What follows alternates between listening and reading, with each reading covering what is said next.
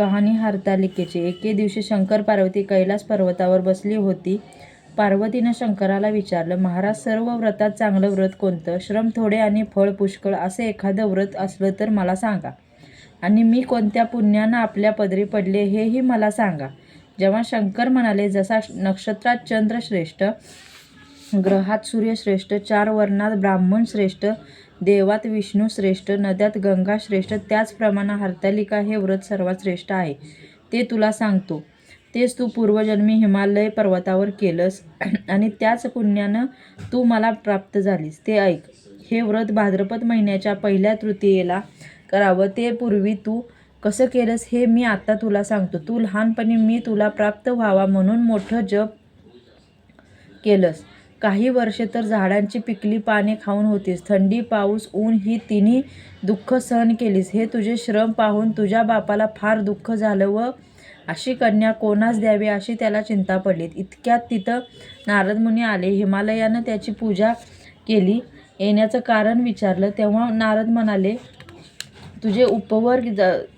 तुझी कन्या उपवर झाली आहे. ती विष्णूला द्यावी. तो तिचा योग्य नवरा आहे.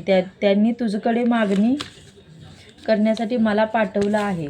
म्हणून मी इथं आलो आहे. हिमालयाला मोठा आनंद झाला. त्यानं ही गोष्ट कबूल केली. नंतर नारद तेथून गेले. विष्णूला ही गोष्ट कळवली. नारद गेल्यावर तुझ्या बापाने ही गोष्ट सांगितली.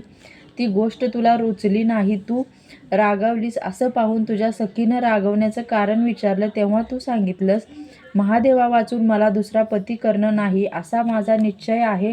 असं असून माझ्या बापानं मला विष्णूला देण्याचं कबूल केलं आहे.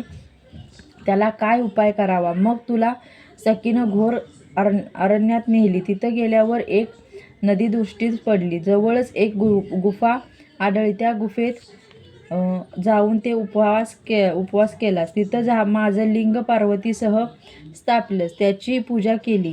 तो दिवस भाद्रपद शुद्ध तृतीयेचा होता. रात्री जागरण केलंस. त्या पुण्यानं तेथील माझं आसन हललं. नंतर मी तिथं आलो. तुला दर्शन दिलं. वर मागण्यास सांगितलं. तू म्हणलीस, तुम्ही माझे पती व्हावे याशिवाय दुसरी इच्छा नाही. नंतर ती गोष्ट मी मान्य केली आणि गुप्त झालो.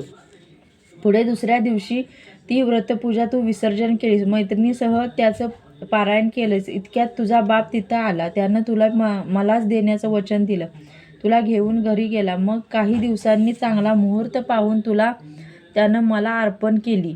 अशी या व्रतानं तुझी इच्छा पूर्ण झाली. याला हरतालिका व्रत म्हणतात. याचा विधीच असा आहे की ज्या ठिकाणी हे व्रत करावयाचं असेल त्या ठिकाणी तोरण बांधावं. केळीचे खांब लावून ते स्थळ सुशोभित करावं. पुढं रांगोळी घालून पार्वतीसह महादेवाचं लिंग स्थापन करावं.